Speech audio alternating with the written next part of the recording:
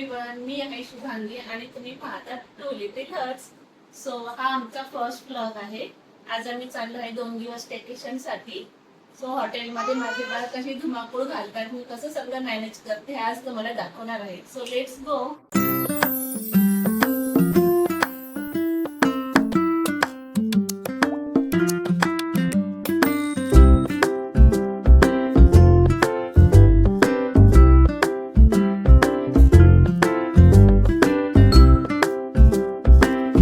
तर इथे श्रीने आणि श्रियांचा उत्साह बघा, अगदी गगनात मावत नव्हता.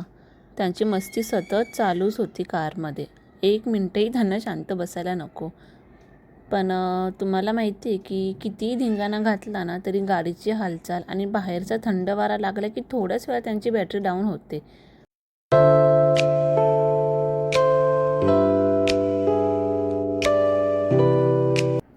तर फायनली आम्ही आमच्या डेस्टिनेशनला पोहोचलो. खूप सुंदर अशी प्रॉपर्टी आहे. हॉटेलचं नाव होतं लोटस हॉटेल अँड रिसॉर्ट. खूप सुंदर आणि खूप छान प्रॉपर्टी आहे ही. खरंच तुम्ही जर मुंबईमध्ये राहत असाल तर नक्की ती व्हिजिट करा. हे काही प्रमोशन नाही आहे, पण मी तुम्हाला खरंच खूप जेन्युइन रिव्ह्यू देते. आणि पाऊस पडल्यामुळे तर खूपच सुंदर वाटत होतं. आणि इथे आल्या आल्या आमचे 2 छोटे इन्स्पेक्टर बघा कामाला लागलेले होते. रूमची एकदम पाहणी सुरू झाली आहे. सर्व व्यवस्थित आहे ना. तर आम्ही आता हॉटेलला पोहोचलो आहे आणि मी घरून बाळासाठी बटाटा पराठे घेऊन आले. तर आता त्याचा बटाटा पराठा बनवते आणि मग नंतर आम्ही लंच करू. टॉडलर सोबत प्रवास करणं म्हणजे कसं असतं ना, त्यांच्यासोबत त्यांचं किचन घेऊनच प्रवास करणं असं होतं. त्यांना दिवसभरात किती मील लागणार त्यानुसार त्यांचे किचनचे साहित्य, त्यांचे जे काही बनवायचं कुकर म्हणा किंवा तूप, सॅरेलॅकचे डब्बे सगळं काही कॅरी करावं लागतं. पण हे आमचं 1 डेचंच ट्रिप होतं, तर मी जास्त काही बनवून आणलं नाही आहे. जे काही आज लागणार होते मील ते मी घरूनच बनवून आणले. आणि नेक्स्ट डेसाठी इथे ब्रेकफास्ट अवेलेबल आहे.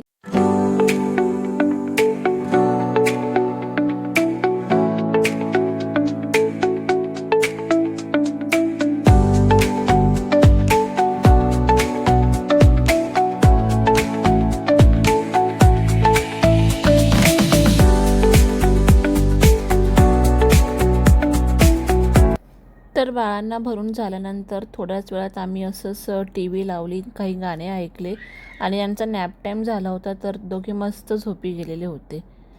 तर आता श्रीने आणि श्रियान झोपले आहे.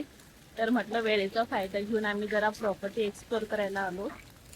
बाळांकडे आमचे एक फ्रेंड आहेत अविनाश, ते थांबले आहेत. तो बघू थोडंसं 10-15 मिनटं प्रॉपर्टी एक्सप्लोर करून मग पुन्हा जाऊया रूमवर.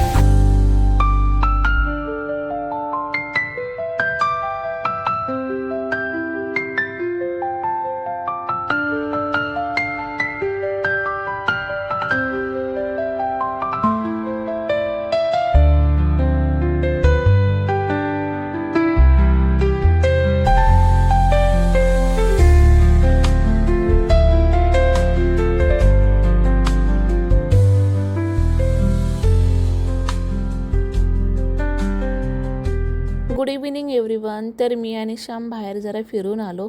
खूपच सुंदर असं हॉटेल आहे आणि पावसामुळे तर इथली ग्रीनरी अजूनच बघावीशी वाटत होती. तरी आम्ही श्रेया आणि श्रेयान उट्टील या भीतीने जास्त काही फिरलो नाही. समोर थोडंसं एंट्रन्सच्या इथे फिरून आम्ही निघून आलो. फायनली स्नॅक्स वगैरे झाल्यानंतर मी खूप एक्सायटेड होते की इथे गेम झोनमध्ये जाण्यासाठी, कारण श्रेया आणि श्रेयांला काही गेम आहेत का त्यांच्या लायक खेळण्यासारखे ते बघण्यासाठी. तर आम्ही इथे खाली आलो तर होतो, पण त्यांच्यासाठी नाही, आमच्यासाठी तर खूप सारे गेम्स होते. तर लगेच इथे श्याम आणि त्यांचे मित्र अविनाश गेम खेळायला बसले. आणि बघा इथे लहान बाळ असताना तर तुम्ही काहीही गेम म्हणू किंवा डिनर, लंच, ब्रेकफास्ट काहीच तुम्हाला असं शांततेत करायला मिळणार नाही. हा जणू असं बोलत होता श्रीने की पप्पा मला खेळू दे, मलाही येतं. तर तुम्ही आता फक्त यांची गंमतच बघा. जिथे जिथे आम्ही जात होतो गेम खेळायला ना, तिथे तिथे यांना वरती यायचंच होतं. खाली सोडलं की असं धिंगाणा घालत होते की आम्हाला खाली नकोच, आम्हालाही वरती खेळायचे तुमच्यासोबत. आणि मग काय, त्यांना वरती घेतल्यावर आम्हाला कुठे खेळायला जमते, खेळू दे त्यांनाच.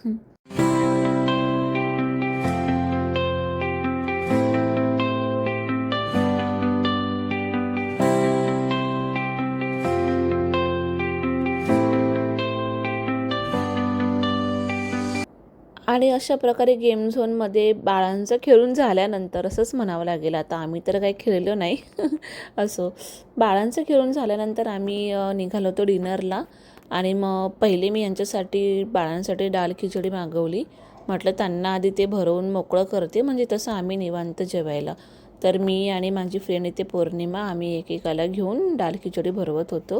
त्यानंतर ते मांडीवर निवांत झोपून गेले आणि आम्ही मस्त असं जेवण डिनर एन्जॉय केलं. Good morning everyone, day 2 in lotus hotel. तर इथे सकाळी उठल्या उठल्या मी आधी बाळांना फ्रेशनअप केलं, एकाची तयारी करून दिली, देन दुसऱ्याला घेतलं. आता इथे कसं आहे ना, बाहेर आल्यावर आमच्यासोबत खूप जणं असतात, आमचे फ्रेंड्स असतात, तर त्यामुळे मला तितकं काही अवघड जात नाही. पण घरी मात्र माझी खूप कसरत होते. कसं, एकाला तयारी करून द्या, त्याला पावडर लावून द्या, काजळ लावून द्या, तोपर्यंत दुसरा इकडे तिकडे पळतो, मग त्यालाही सांभाळा, देन दुसऱ्याला करून द्या, सेम प्रोसिजर. खरंच खूप अवघड असतं 2 मुलांना एकसाथ सांभाळणं, हो की नाही? तुम्ही कमेंटमधून सांगा जर तुम्हालाही 2 जुळे मुलं आहेत आणि तुम्हीही माझ्या ह्या फेजमध्ये आहात की खूप अवघड जाते बाळांना सांभाळायला.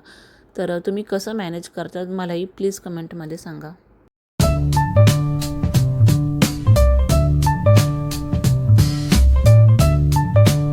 तर अशा प्रकारे आमचं छोटंसं स्टेकेशन इथे एंड झालं होतं.